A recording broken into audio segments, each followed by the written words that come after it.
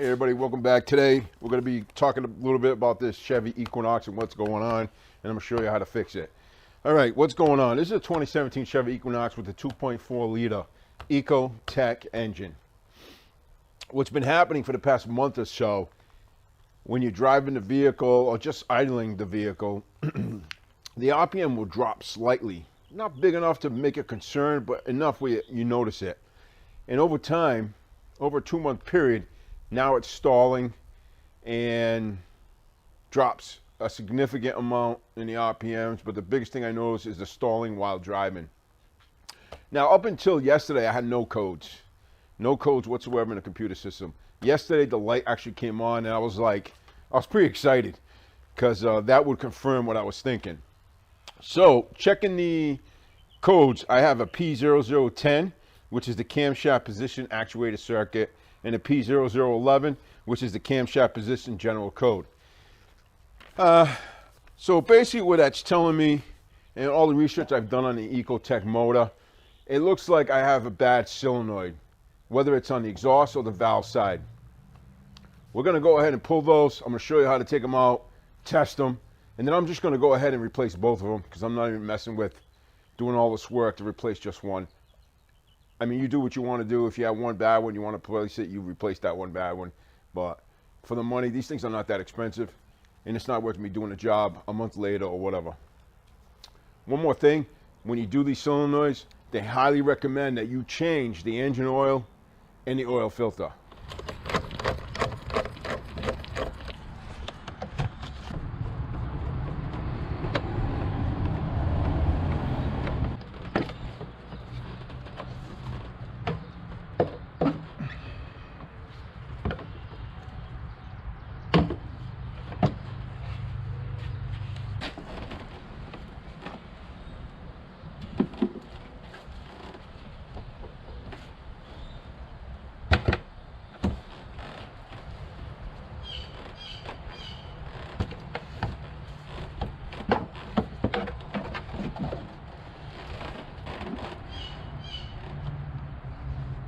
Right in here is the two actuator solenoids I was referring to. You have one in the back is your exhaust, one in the front is your intake. Now to remove these, we're going to have to pull these electrical terminals off. To do that, pick up this little tab.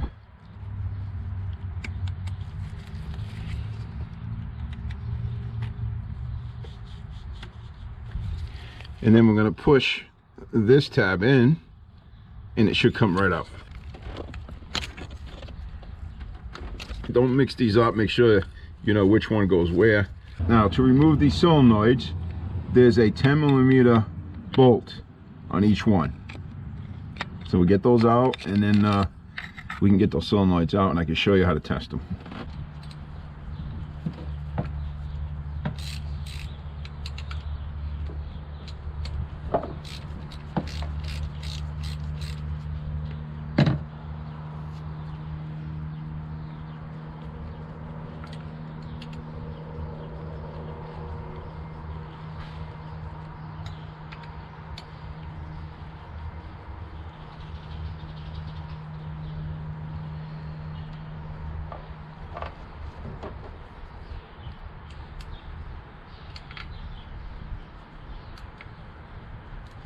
Once you get those bolts out, they should just pop right out.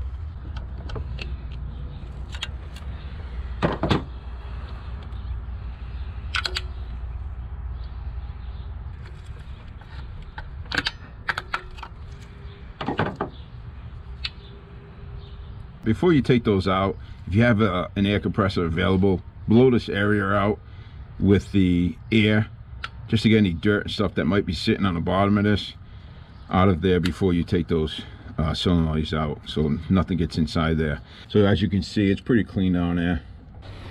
All right, so here's your solenoids, your exhaust, your intake. So let me show you how to test this. It's pretty easy. We're going to use the car battery. Just going to use jumper cables, one to the negative on the battery and one to the positive for this vehicle. It doesn't matter which post you use. Inside here, there's 2 posts, 2 pins. So I'm gonna hook up the negative to one side, and then we're gonna hit the positive on the other side. And we should hear some noise. And there's nothing. No noise. Nothing. Dead. And same thing for this one. And this one's actually working, the exhaust one. Damn it. I don't know if you can hear that. So this one's actually still working, still good, but I'm gonna replace both of them. Like I said, for the price, it's just not worth me doing this job a couple months later. So here's your new solenoid. Comes with a new bolt. I'm gonna remove the bolt.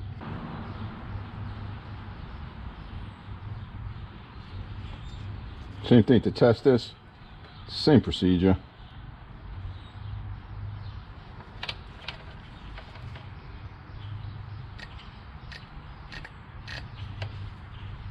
I don't know if you can hear it, but it was clicking.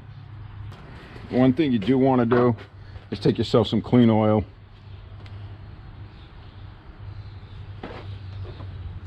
And lubricate this O-ring before you put it in. Now we can put that on the exhaust side.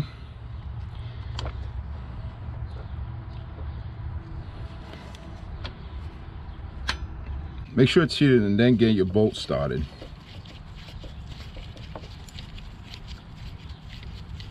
And then just snug it down.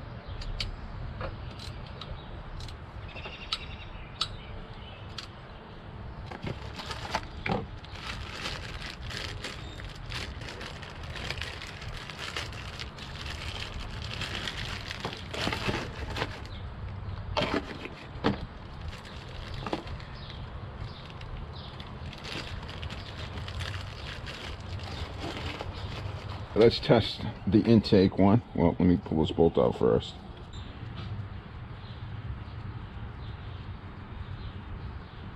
All right, hook up the negative to it. And let's see if it makes any noise with the positive.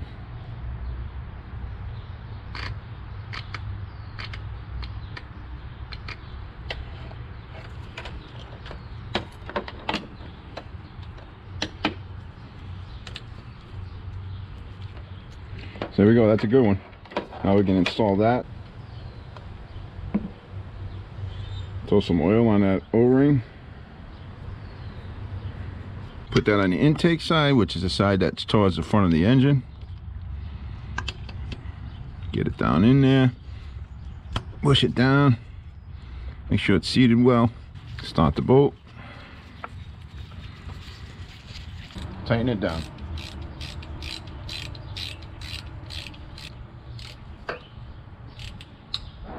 Put your wiring connectors back on.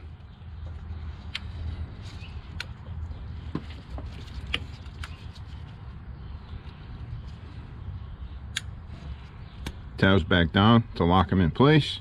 Don't forget to do your oil change. You can do it before or after you put everything back on. It doesn't matter. If you're interested in learning how to change the engine oil and oil filter, I have a video. The link will be down below in the description area. It goes into much detail on the engine oil. Now the cover can go back on. There's 3 sections where you got to clip it back on. 1, 2, and 3.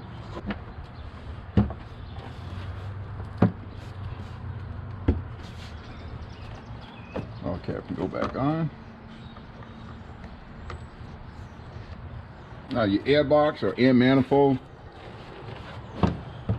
clamp on the bottom section, clamp on the side piece that goes to the air filter. And then there's 2 rubber pieces back here that have to be pushed onto the post in the back.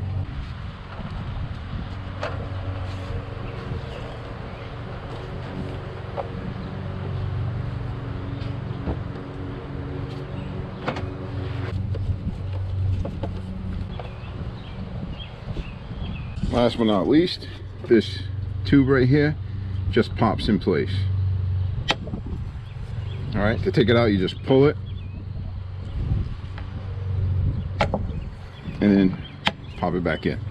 So that's it. There really is not a whole lot to this. It looks worse than it is. My recommendation, like I said earlier, for the price, if you're going to go in and take all this apart, I think you're going to be better off just replacing both solenoids if you're doing it yourself. It's not that expensive. I bought what's called NTK solenoids. They're not the OEM ones, but it's supposed to be decent from what I understand. And I think they were $38 a piece. Of course, I got them online because locally they wanted a lot more money. So that's another thing. When you go to buy parts for your car, search online and see if you can get a better price. If it's something you can wait on, you're probably better off getting it online. All right, that's all I got. Any comments, questions, you know what to do. Put them down below. I'll get to them as soon as I can. Until next time, God bless and stay safe on the road. Bye-bye.